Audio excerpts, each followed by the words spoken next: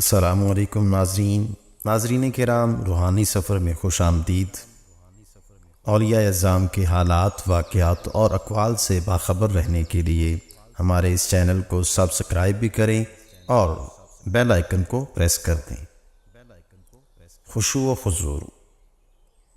حضرت حاتم اسم سے ان کی نماز کے متعلق سوال کیا گیا تو انہوں نے کہا، جب نماز کا وقت آتا ہے تو میں پوری طرح وضو کر کے اس جگہ آ جاتا ہوں جہاں میں نماز پڑھنا چاہتا ہوں۔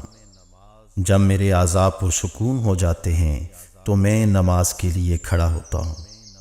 اس وقت کعبہ کو اپنے سامنے، پلسرات کو قدموں کے نیچے، جنت کو دائیں اور دوزخ کو بائیں طرف، ملک الموت کو پیچھے، اور اس نماز کو اپنی آخری نماز سمجھ کر خوف و امید کے درمیان کھڑا ہو جاتا ہوں۔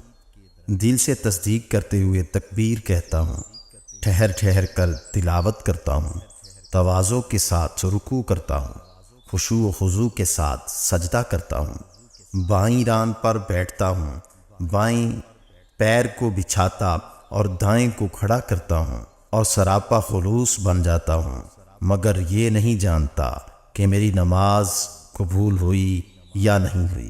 حضرت خلف بن ایوب رحمۃ اللہ تعالی علیہ نماز میں تھے کہ انہیں ایک بھیڑ نے کاٹ لیا اور خون بہنے لگا، مگر انہیں محسوس نہ ہوا، یہاں تک کہ ابن سعید باہر آئے اور انہوں نے آپ کو بتایا اور خون آلود کپڑا دھویا۔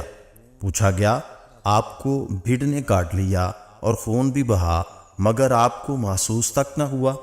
آپ نے جواب دیا، اسے کیسے محسوس ہوگا جو اللہ ذوالجلال کے سامنے کھڑا ہو، اس کے پیچھے ملک الموت ہو، بائیں طرف جہنم اور قدموں کے نیچے پلسرات ہو۔ حضرت عمر بن ذر رحمۃ اللہ تعالی علیہ جلیل القدر عابد اور زاہد تھے۔ ان کے ہاتھ میں ایک ایسا زخم پڑ گیا کہ اطباء نے کہا، اس ہاتھ کو کاٹنا پڑے گا۔ آپ نے کہا، کاٹ دو۔ اطباء نے کہا، آپ کو رسیوں سے جکڑے بغیر ایسا کرنا ناممکن ہے۔ آپ نے کہا، ایسا نہ کرو، بلکہ جب میں نماز شروع کروں تب کاٹ لینا۔ چنانچہ جب حضرت ابن ذر نے نماز شروع کی تو آپ کا ہاتھ کاٹ لیا گیا، مگر آپ کو محسوس بھی نہ ہوا۔ دعا ہے کہ اللہ رب العزت ہمیں بھی حقیقی طور پر نماز ادا کرنے اور خشوع و خضوع کے ساتھ نمازیں ادا کرنے کی توفیق عطا فرمائے۔ آمین۔